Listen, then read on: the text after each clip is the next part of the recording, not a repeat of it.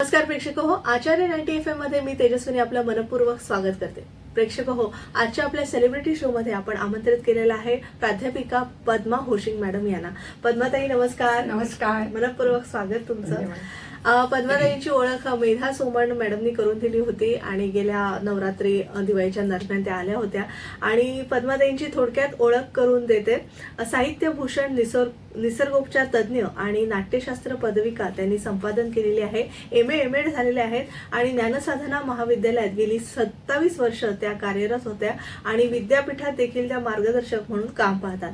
आम्ही सिद्ध लेखिका आणि अखिल भारतीय मराठी साहित्य संस्था शाखा दिल्ली, गुजरात, गोवा, लंडन आणि अमेरिका या सगळ्या ठिकाणी त्या कार्यरत आहेत. म्हणजे त्यांच्या कामाचा ओघ तुम्हाला दिसून आला असेल.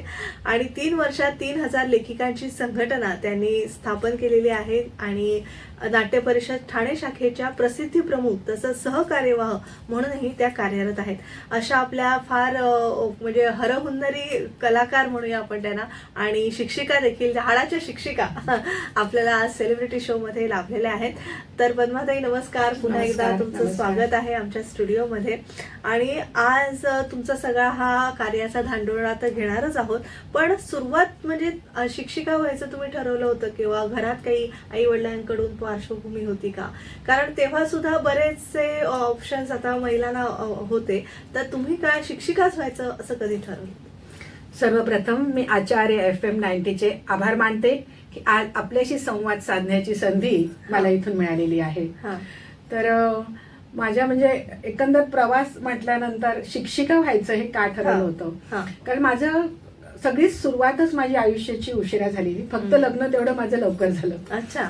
18व्या वर्षीच माझं लग्न झालं, त्याच्यामुळे शिक्षण माझं तेव्हा अर्धवट राहिलं. परंतु सासर मला खूप छान मिळालं. पती माझे मुंबई हायकोर्टामध्ये वकील. अच्छा. आणि माहेर माझं मराठवाड्यातलं एकदम मागासलेलं छोटंसं गाव होतं. त्या गावातनं डायरेक्ट मी मुंबई महानगरामध्ये आले. अच्छा. घरातलं सगळं बॅकग्राऊंड आमचं वकील. सासरे माझे वकील, मोठे दीर माझे जज, मिस्टर माझे मुंबई हायकोर्टात वकील, धाकटे दीर जाऊ माझे वकील. घरानं सगळं आमचं वकिलांचं.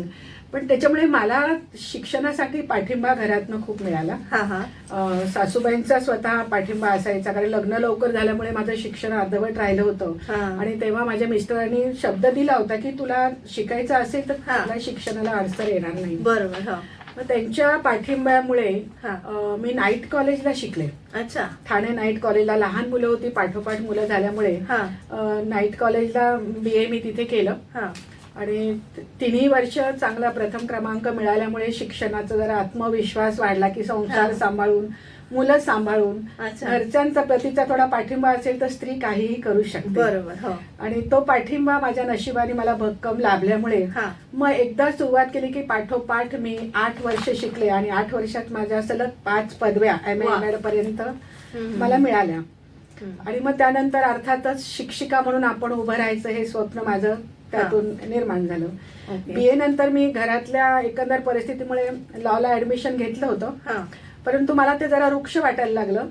आणि मग विद्यार्थ्यांमध्ये जरा मन थोडंसं माझं आधीच रमत होतं आणि आवडत होतं मला. आणि म्हणून मग BEdला नंबर लागला आणि मग शिक्षिका म्हणून मी तिथनं रुजू झाला. ज्ञानसाधना फार महत्वाचं कॉलेज आपण ओळखतो, त्याची एक वेगळी ओळख आहे. तर ज्ञानसाधनाच्या काही आठवणी आमच्या बरोबर शेअर करू शकता? मला वाटतं मेधाताईंची ओळख तिथेच झाली. आणि ज्ञानसाधनामध्ये मी 96-97 ला मी तिथे रेग्युलर प्रोफेसर म्हणून इथे होते तिथे. परंतु नंतर ती जागा राखीव NT सीटला गेली. त्याच्यामुळे मला तिथे रेग्युलर प्रोफेसर म्हणून राहता नाही आलं. परंतु तिथे 2 वर्षाचा माझा अनुभव कॉलेजनी बघितला आणि एकंदर माझी शिकवण्याची पद्धत बघितल्यानंतर मग त्यांनी मला सांगितलं की, आणि मला तसं टेम्पररी राहायचं नव्हतं. मला माझ्या जॉबसाठी पुढे मला पेन्शनसाठी मला माझं सलग जॉब होणं मला गरजेचं वाटत होतं. म्हणून मग मी त्यांना म्हटलं की मला असं टेम्पररी जमणार नाही. म्हणून मग मला दुसरी मंगला हायस्कूलमध्ये मला रेग्युलर ग्रँटेड शाळेत जॉब मिळाला. मग मला ज्ञानसाधना कॉलेजनी मग मुक्त विद्यापीठासाठी मग मला त्यांनी म्हणाले की तुम्ही आमच्या इथे तरी शिकवा.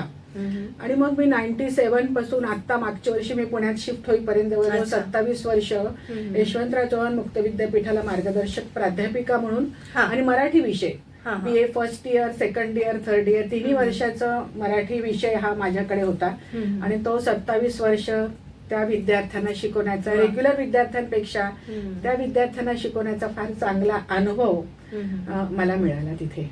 आता डायरेक्ट आपल्या साहित्याची जर तुम्हाला आवड आहे त्या अनुषंगाने आम्ही सिद्ध लेखिका ही जी तुम्ही व्यासपीठ महिलांसाठी उपलब्ध करून दिलं, कारण आपण प्रत्येक जणी काही ना काही छंद म्हणा किंवा व्यवसाय, छंदाचं रूपांतर व्यवसायात करणाऱ्या सुद्धा महिला आहोत आणि अष्टपैलू महिला आहोत सगळ्या, कारण आपण घर सांभाळतो, नंतर मुलं सांभाळतो, आपल्या पतींना सांभाळतो, सासू सासऱ्यांना सांभाळतो, हेच नाही तर आपल्या माहेरच्या सगळ्या लोकांना सांभाळतो, सासरच्या माणसांना सांभाळतो आणि मुलांना सांभाळतो. तर हे सगळं व्यवधान करताना आपण नोकरी, व्यवसाय हे पण करतो, हे सगळे छंद जोपासतो आणि त्यातून काही लेखिका असतात, काही गायिका असतात, काही नृत्यांगना असतात. तर तुम्ही खास लेखिकांसाठी, तुम्हाला साहित्याची आवड आहे म्हणून सिद्ध हस्त लेखिका हे जे व्यासपीठ तुम्ही निर्माण केलं तर त्याविषयी ऐकायला आवडेल. नक्कीच.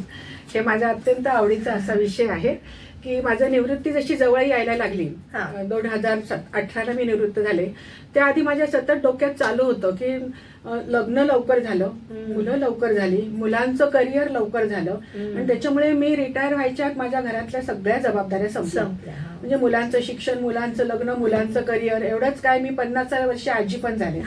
त्याच्यामुळे आजीच्याही जबाबदाऱ्या माझ्या संपल्या होत्या आणि अक्षरशः निवृत्त झाले 2018ला. तेव्हा आम्ही दोघंच घरात होतो आणि मग मला असं वाटलं की नाही, हा वेळ आपल्याला आता काहीतरी सत्कारने लावला पाहिजे.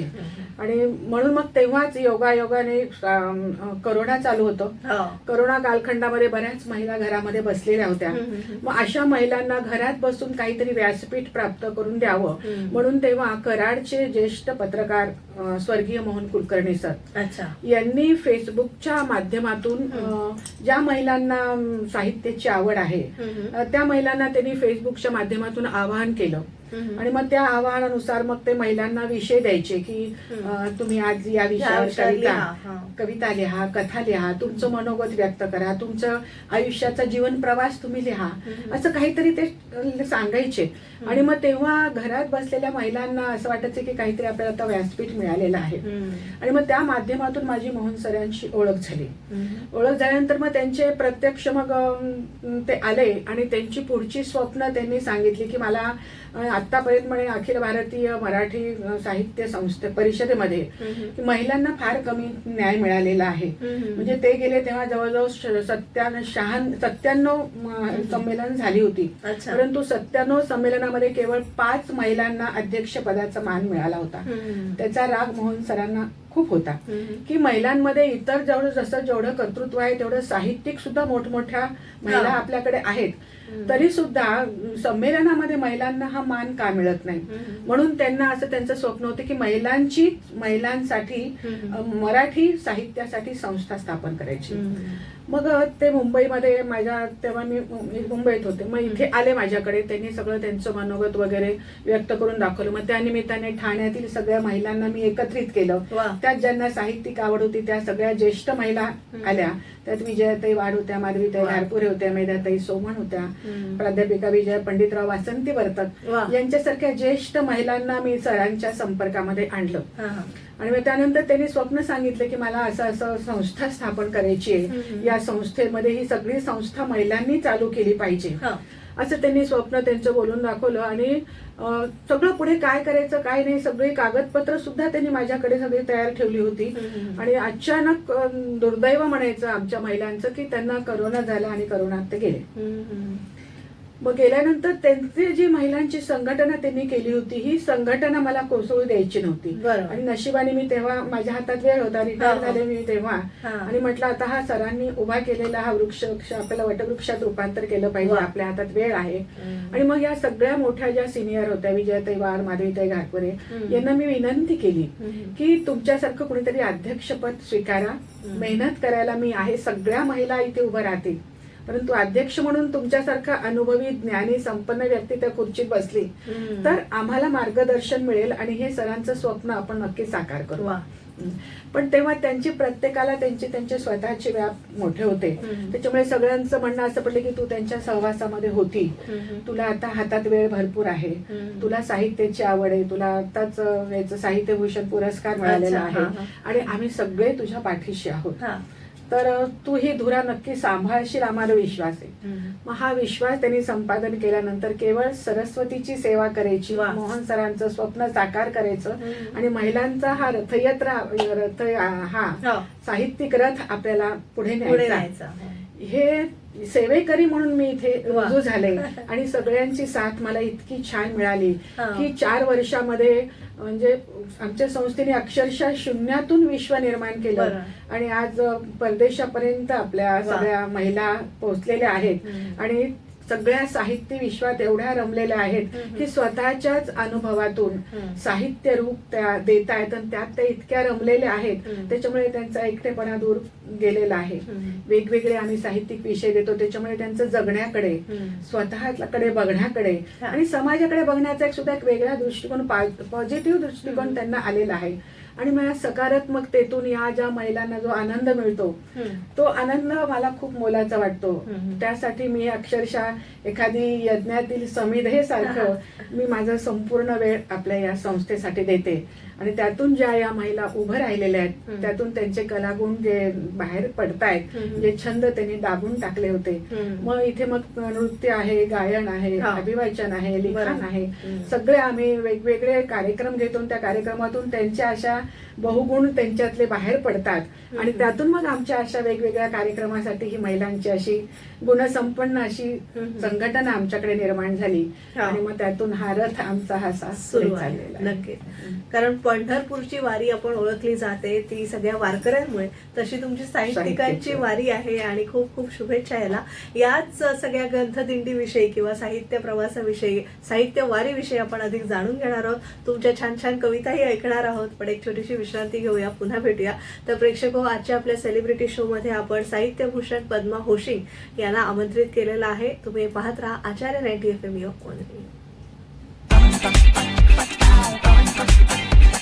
आचार्य 90 FM.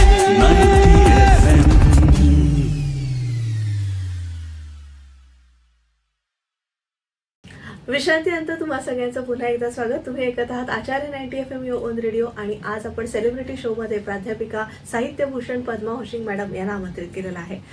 पद्माताई, खरं तर मला फार उत्सुकता आहे तुम्ही कोणकोणते साहित्य प्रकार हाताळले आहेत त्याचा. पण मला वाटतं माझा म्हणजे विंदा करंदीकरांची नात असल्यामुळे फार उजवा कोपरा असा आहे की कवितेचा म्हणजे हृदयाचा कोपरा खास कवितेसाठी राखून ठेवला आहे. तर मला कविता तुमच्या पहिल्या सुरुवातीला ऐकायला आवडतील आणि नंतर आपण तुमच्या इतर साहित्य प्रकारांचा आस्वाद घेऊया. जसे इतर साहित्यिक आपला प्रवास कवितेपासून करतात तसं माझाही साहित्यिक प्रवास हा कवितेपासूनच झालेला आहे. तसं शाळा कॉलेज असताना प्रासंगिक कार्यक्रमातून मुलांना मी छोट्या छोट्या कविता कशी लिहायची किंवा कविता शिकवतानाही मला एक वेगळी त्या विषयातून वेगळी कविता काहीतरी सुचवायची. पण आपण कवयित्री होऊ असं कधी मला वाटलं नव्हतं. पण जेव्हा हे सगळ्या महिलांबरोबर माझा लेखनाचा प्रवास सुरू झाला तेव्हा अर्थातच वेगवेगळ्या प्रासंगिक कविता मला लिहायला जास्ती आवडतात. कारण समाजाकडे बघताना सुद्धा अनेक अशा काही दुःखद प्रसंग आपल्याला दिसायला लागतात.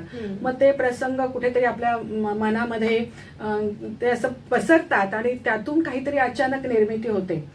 तर अशा काही प्रासंगिक कविता माझ्या आहेत, त्यातल्या मला आवडत्या 1-2 कविता मी इथे सादर करते.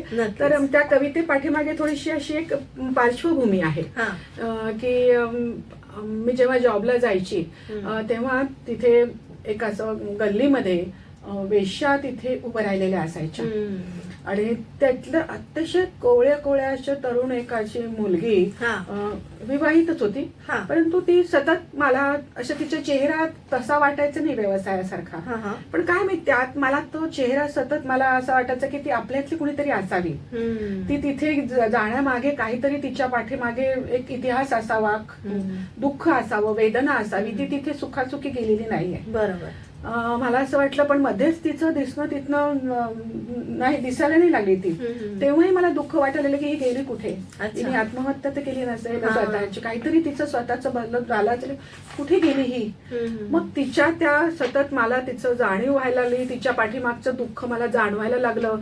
समाजामध्ये अशा असणाऱ्या स्त्रियांच्या वेदना मला जाणवायला लागल्या आणि त्यातून एक मला सुचलेली एक कविता आहे ती मी सादर करते. आणि नंतर आपल्या समाजात अजूनही दारिद्र्यात जगणारी मुलं कशी आहेत त्याबद्दल एक सांगते. हा. तर ही ती म्हणून माझी एक कविता आहे की मी साहित्य संमेलनामध्ये माझी कविता खूप आवडली होती. आणि याच कवितेवरून माझं असा एक जाई जुई म्हणून माझा एक असा स्वतःचा आता नवीन पुस्तक येते. त्याच्यात जाई म्हणजे कथा आणि कविता, माझ्याच कवितेची मी केलेली कथा आणि माझ्याच कथेची मी केली कविता. तर असं येतं तसं या कवितेवरून मी केलेली कथा आहे. त्या कथेला पण मसापचा पुरस्कार मिळालेला आहे. तर ती माझी दुःख त्या समाजाचं व्यक्त करणारी ही कविता. ती गेली कित्येक वर्ष मी बघत आले त्यांना, गेली कित्येक वर्ष मी बघत आले त्यांना, ठराविक ठिकाणी ठराविक वेळेला, ठरलेल्या साज शृंगारात उभ्या असताना, ठरलेले हावभाव करून पुरुषांना बोलावताना, ठरलेले पुरुषही आजूबाजूला रेंगाळताना, ऑफिसमधून येताना त्या वळणावर मला दिसणारे रोजचे हे दृश्य. त्या चार चौघीत एक शांत निर्विकार उभी असायची. साज शृंगार न करताही ती त्यांच्यात उठून दिसायची. उंच, गोरी, देखणी, सडपातळ आणि सोज्वळ एखाद्या मूर्तीसारखी ती दिसायची निश्चल. पण बऱ्याच दिवसात ती तिथे दिसलीच नाही. विचार येऊ लागले मनात काही बाही. न ओळखताही ती ओळखीची झाली होती. तिला रोज बघण्याची सवय लागली होती. तिची रिकामी जागा बघून मी अस्वस्थ झाले.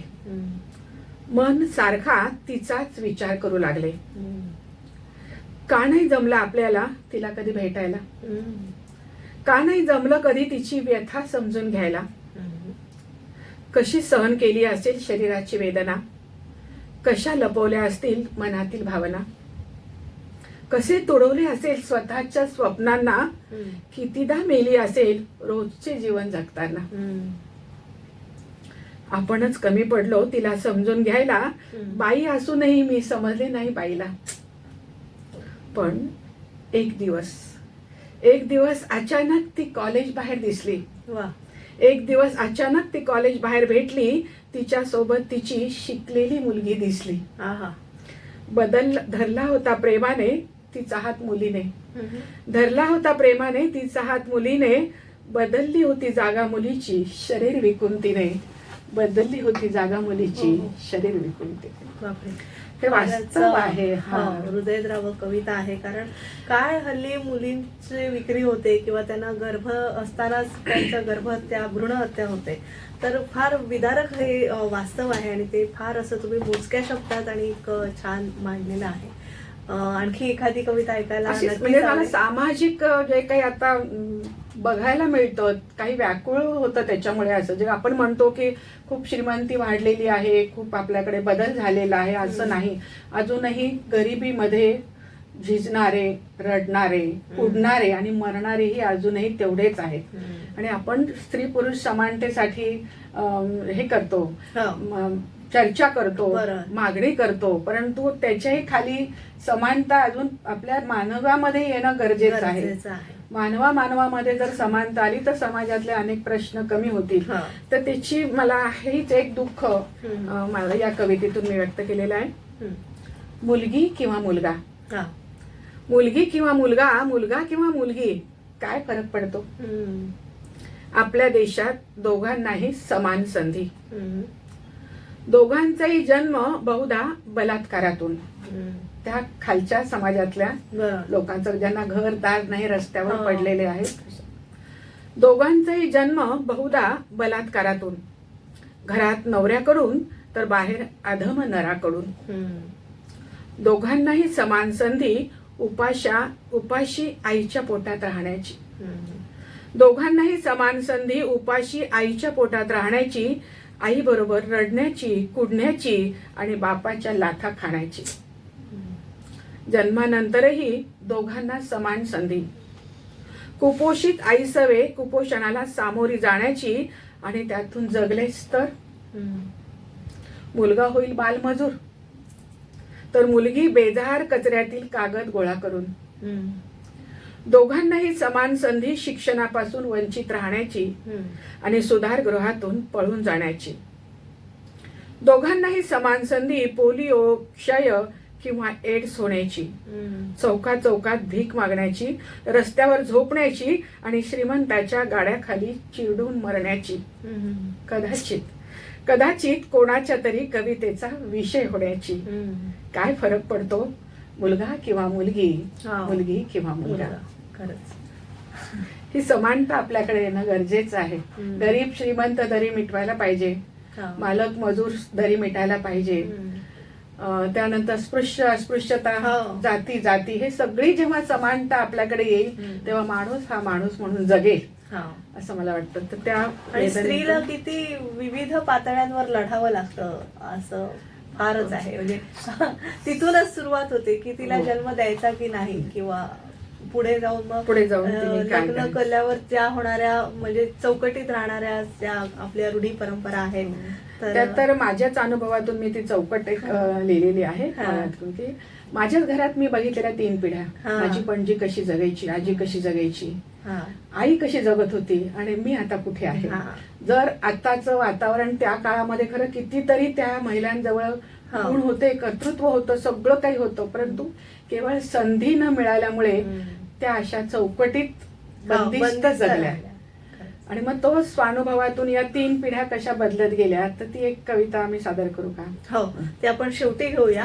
आणि मला थोडंसं तुमच्या कवितेबरोबरच तुम्ही बरेच वाङ्मय किंवा साहित्य दर्शन थोडंसं आम्हाला करून द्या अशी विनंती करते. नक्की.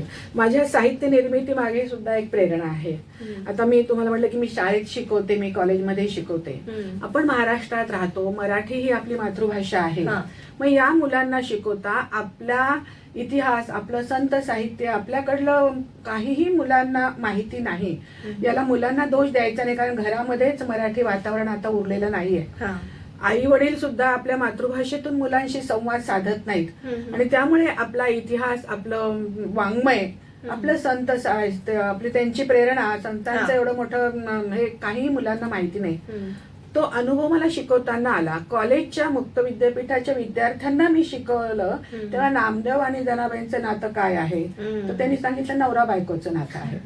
ज्ञानेश्वर मुक्ताबाईंचं नातं काय आहे, तेही म्हणजे नाती सुद्धा संतांची त्यांना माहिती नाही, छोट्या छोट्या गोष्टी सुद्धा माहिती नाहीत. मग हे मुलांना शिकावं म्हणून मग विद्यार्थ्यांसाठी खाली मी महाराष्ट्रातील संत असं एक छोटस पुस्तक लिहिलं की कथारूपामध्ये मुलांना ज्ञानेश्वर, नामदेव, एकनाथ, तुकाराम, रामदास स्वामी आणि त्याचबरोबर जनाबाई, मुक्ताबाई, बहिणाबाई या सगळ्या स्त्रिया कोण होत्या आणि यांचं कार्य काय आहे हे अगदी गोष्टीरूप मुलांना एक छोटी तरी आपल्या महाराष्ट्राची जाणीव मुलांच्या मनामध्ये निर्माण व्हावी म्हणून महाराष्ट्रातील संत रत्न हे खास विद्यार्थ्यांसाठी मी पुस्तक लिहिले. सृजा हा माझा पहिला कविता संग्रह.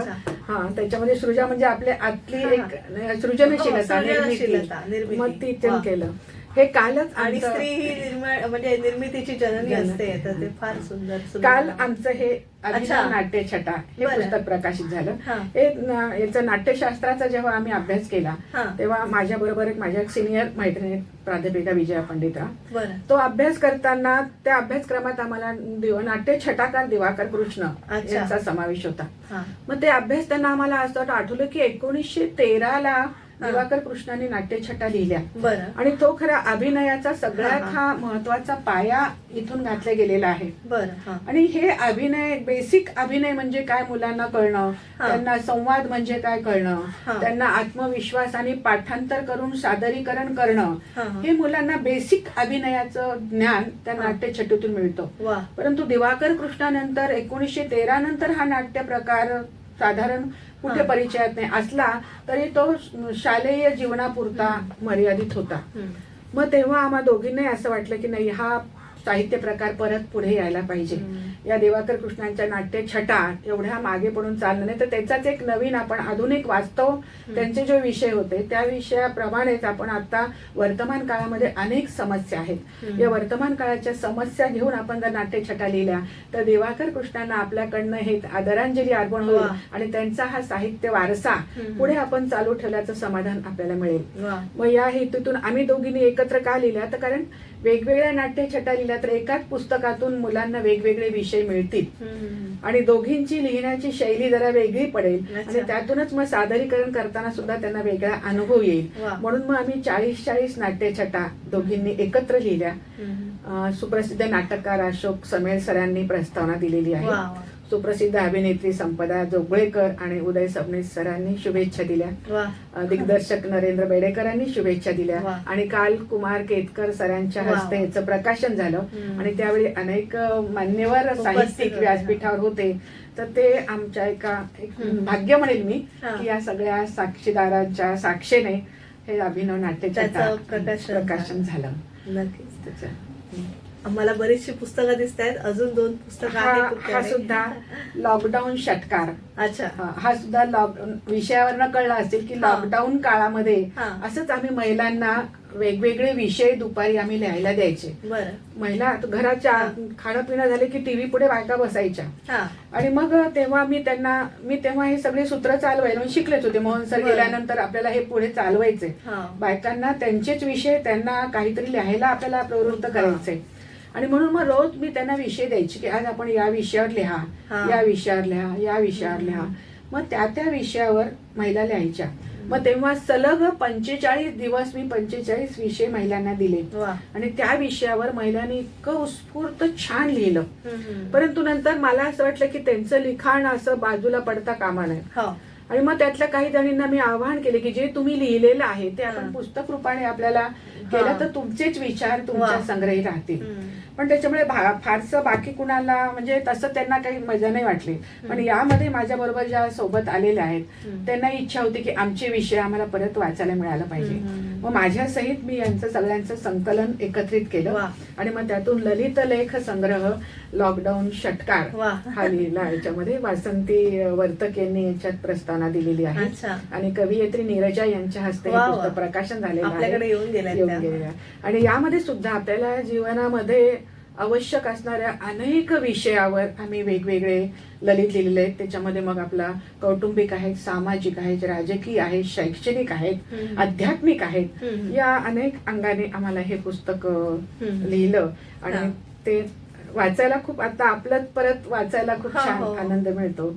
तो याच्यातून मिळतो. नक्कीच. आणि हा माझा कथासंग्रह आहे. हा सुद्धा तेव्हा सृजा आणि नाळ एकत्रित मध्ये या दोन्हीचं हे प्रकाशन झालेलं आहे. आणि याशिवाय नाट्य संयुक्ताही माझ्या लिहिणं आणि प्रयोग करणं त्याविषयी अधिक जाणून घेणारच आहोत. पण तत्पूर्वी एक छोटीशी विश्रांती घेऊया. प्रेक्षक आजच्या आपल्या सेलिब्रिटी शो मध्ये साहित्यभूषण पद्मा होशिंग मॅडम यांना आपण आमंत्रित केलेलं आहे. पुन्हा भेटूया. त्यांच्या साहित्याचा धांडोळा परत घ्यायचा आहे. तुम्ही एकत्र आचार्य 90 FM on radio. Acharya 90 FM.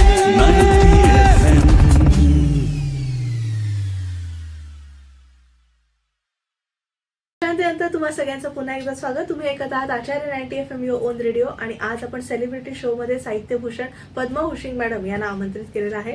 Madam, आता तुमच्या सगळ्या साहित्याचा आपण धांडोळा घेतला.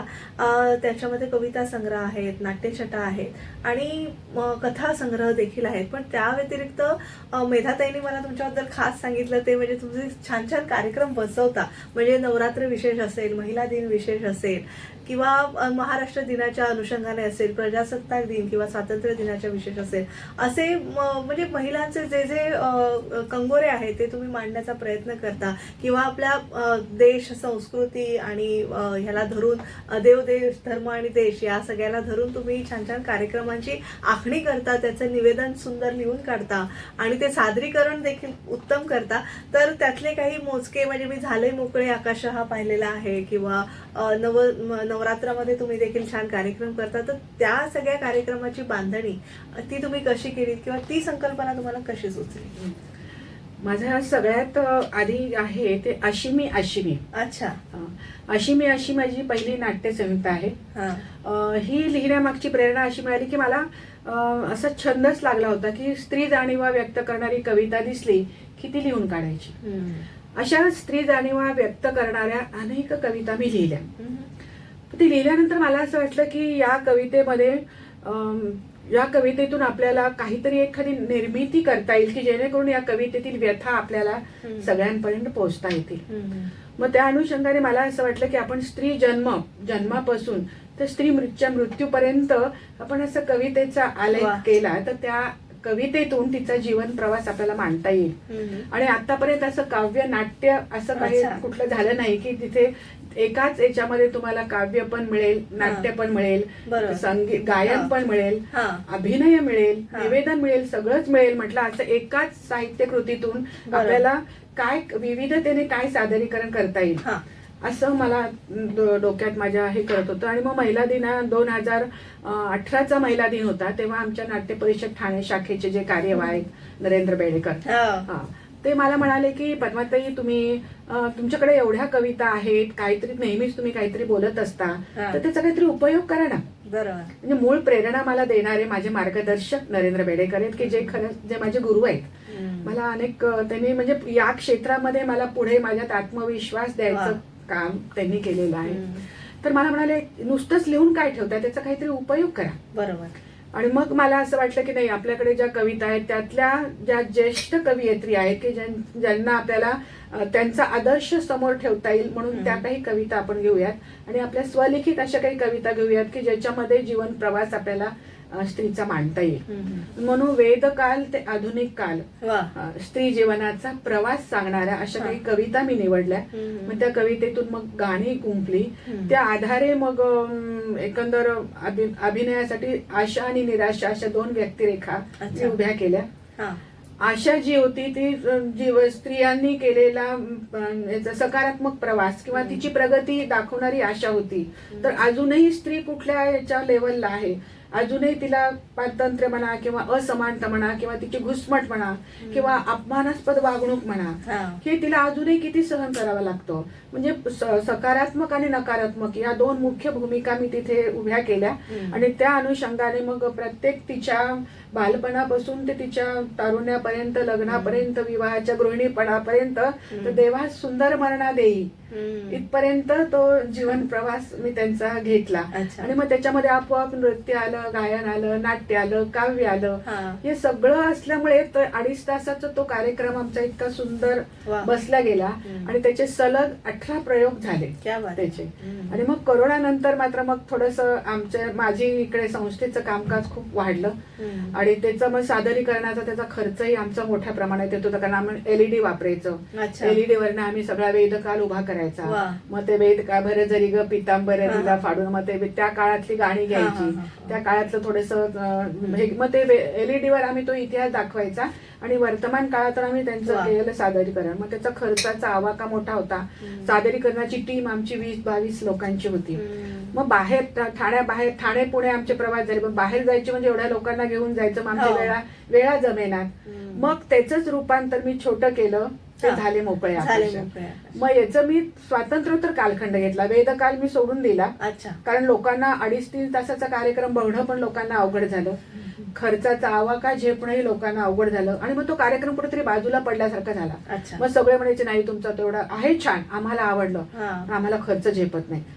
आणि मग तरी सुद्धा आम्ही म्हणजे फक्त खर्च घ्यायचो, आमचं मानधन कुणीच मागत नव्हतं. पण जो LED उभं करणं, ते वेशभूषा आहे, साऊंड सिस्टीम आहे, हे सगळं आम्हाला 50-55 हजार रुपये खर्च यायचा. पण ते द्यायला सुद्धा लोकांना बऱ्याच वेळेला म्हणजे मोठे मोठे राजकारणी लोक असेल तरच ते करायचे. सामान्य छोट्या मोठ्या संस्थांना ते जमत होतं की ज्यांच्यापर्यंत आम्हाला पोहोचायचं.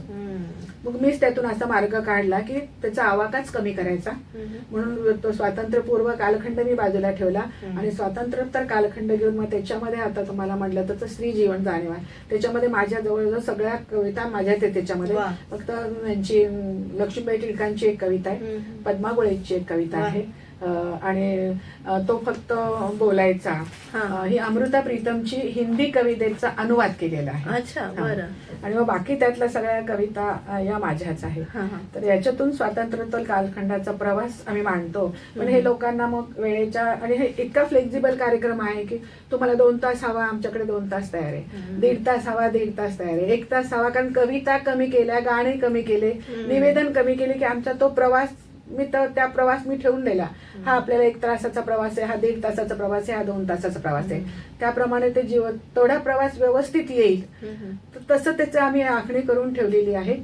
आणि मग त्यातून या महिलांना सुद्धा कळतं मग कविता कशी सादर करायची, पाठांतर कसं करायचं, सादरीकरण कसं करायचं, त्या पाठीमागच्या कवितेतल्या भावना कशा आपल्याला पोहोचवायच्या. मग आपोआपच अशा वेगवेगळ्या टीम केल्यात. त्याच्यामध्ये शांता शेळकेंच्या एक टीम आहे, पद्मा गोळेंच्या कार्यक्रमावरची एक टीम आहे, मंगेश पाडगावकरांच्या कविता, गाणे, निवेदन याच्यावर एक केलेलं आहे, ऋतूवर केलेलं आहे, संत साहित्यावर दिंडी चालली पंढरी असं केलेलं आहे. मग अशा या सगळ्या महिलांना जिला सुंदर गाता येतं तिच्याकडे गाणं दिलं, जिला अभिनय छान करता येतो तिला ते दिलं, नृत्य करता येतं त्याच्यातल्या मग गाणे निवडली यांची, लावणे काय, भारुड काय, पोवाडा काय, हे सगळं.